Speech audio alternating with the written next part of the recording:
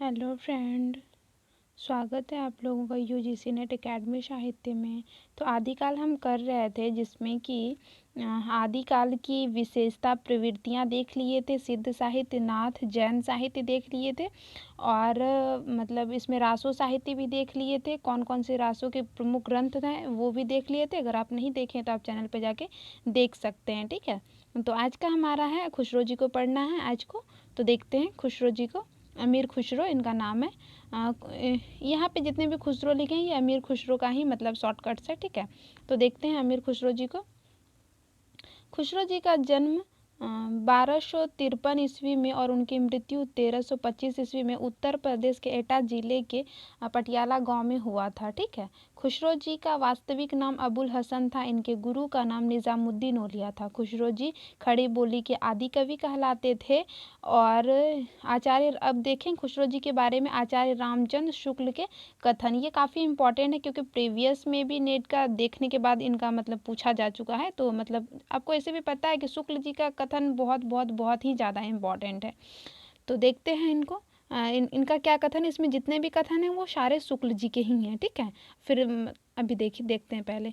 ये फारसी के बहुत अच्छे ग्रंथकार और अपने समय के नामी कवि थे। खुसरो बड़े ही विनोदी, मिलनसार और सहृदयी थे।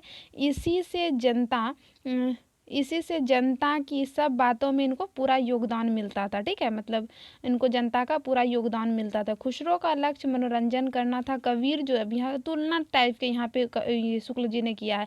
और कबीर धर्मोपदेशक थे, अतः उनकी पोथियों की भाषा का सहारा कुछ न कुछ खुसरो की अपेक्षा अधिक था। यानी कि कबीर की भाषा के बारे में यहाँ पे बोले हैं और फिर खुसरो जी का, ठीक है।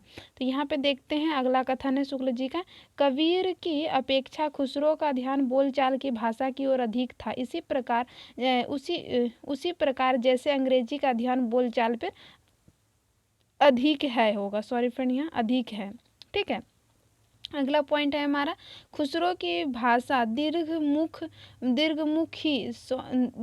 परंपरा के बीच किसी अंश तक शायद कुछ बदल गई होगी। इसका पुरातन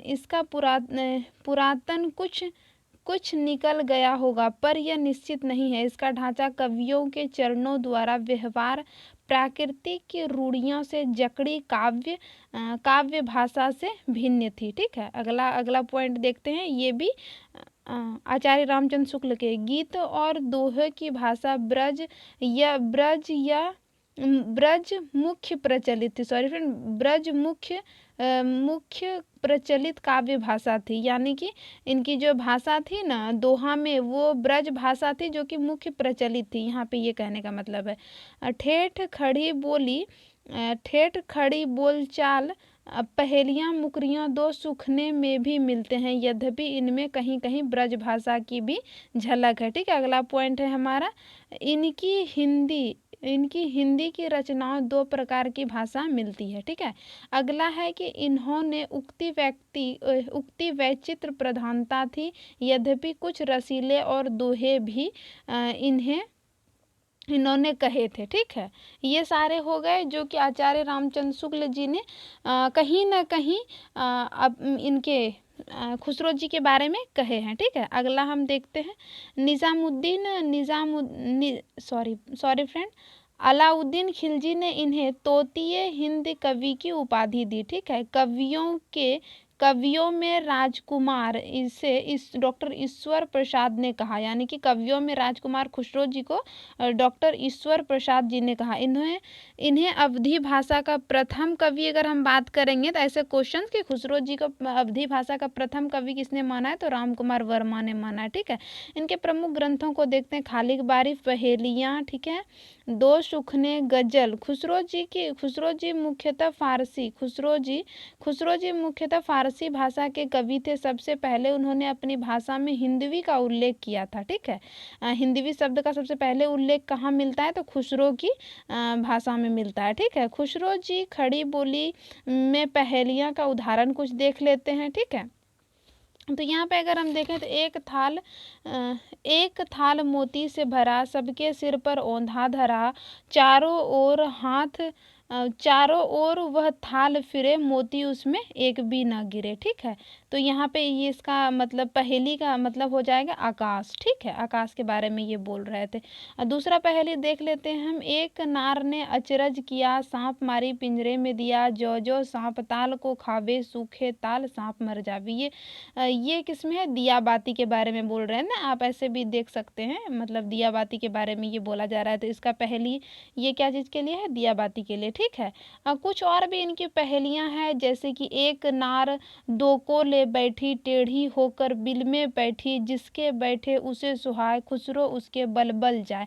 तो ये पैजामा के बारे में बोल रहे हैं। ठीक है, अथर तो इसका बूझेगा, मुंह देखे तो सूझेगा। ये सब दर्पण इसका अर्थ हो जाएगा। ठीक है, तो ये ऐसे आ जाते हैं इनके, जो कि मतलब कि उतने मतलब बहुत ही फेमस हैं, जो कि आप लोगों को भी सबको पता होगा, इसीलिए मैंने यहाँ पे लिखा नहीं है। ठीक है, और कुछ अगर हम और बता दें, जैसे खुसरो की ब्रज भाषा का रूप कैसा था, तो उन्होंने ऐसे टाइप से लिखे थे कि चूक भयो कुछ वासो ऐसी, देश छोड़ गयो परदेसी। ऐसे क्वेश्चन मतलब ऐसे आप पंक्ति आ जाते हैं, किसके हैं? ये खुसरो जी का है।